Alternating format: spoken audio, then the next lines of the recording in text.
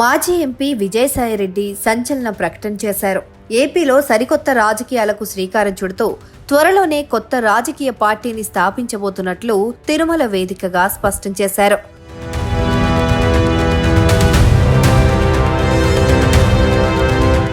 బుధవారం ఉదయం తిరుమల శ్రీవారిని దర్శించుకున్న అనంతరం మీడియాతో మాట్లాడిన ఆయన ప్రజల పక్షాన నిలబడి వారి గొంతుకను అటు అసెంబ్లీలో ఇటు పార్లమెంట్లో బలంగా వినిపించడమే తన ప్రధాన లక్ష్యమని ప్రకటించారు. ప్రజల తరపున ఒక లాయర్గా బాధ్యతాయుతమైన ప్రతినిధిగా పనిచేస్తానని తెలిపారు.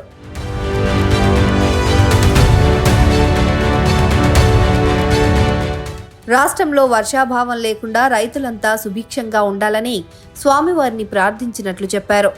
ఈ నెలలోనే విజయవాడ వేదికగా విస్తృత స్థాయి మీడియా సమావేశం ఏర్పాటు చేసి భవిష్యత్ రాజకీయ ప్రణాళికను, పార్టీ కార్యాచరణను వెల్లడిస్తానని విజయసాయిరెడ్డి స్పష్టం చేశారు. ఓం నమః శివాయ, ఓం నమో వెంకటేశాయ. ప్రజల తరఫున, ప్రజల కోసం, ప్రజాపక్షంగా ప్రజల గొంతుక వినిపించేందుకు ప్రజావాణిని అటు పార్లమెంటుకు కానీ అసెంబ్లీలకు కానీ తీసుకెళ్లేటటువంటి ఒక మంచి సదుద్దేశంతో ప్రజల తరఫున అటు లాయర్గా కానీ ప్రతినిధిగా కానీ ఒక రాజకీయ పార్టీని స్థాపించి ఒక రాజకీయానికి, సరికొత్త రాజకీయానికి ఆంధ్ర రాష్ట్రంలో శ్రీకారం చుట్టాలన్నటువంటి ఉద్దేశంతో దేవదైవలైనటువంటి శ్రీ వెంకటేశ్వర స్వామిని దర్శించుకుని ప్రార్థించడం జరిగింది.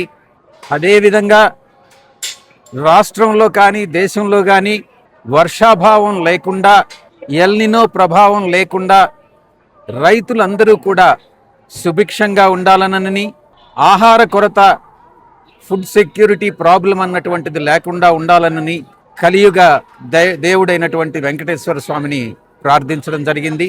ఇక్కడ రాజకీయాలకు తావులేదు కాబట్టి ఈ యొక్క మాసంలోనే నేను తదుపరి రాజకీయ ప్రణాళికని పత్రికాముఖంగా పాత్రికేయ మిత్రులతో విజయవాడలో పాలుపంచుకోవడం జరుగుతుంది. ధన్యవాదాలు. Thank you.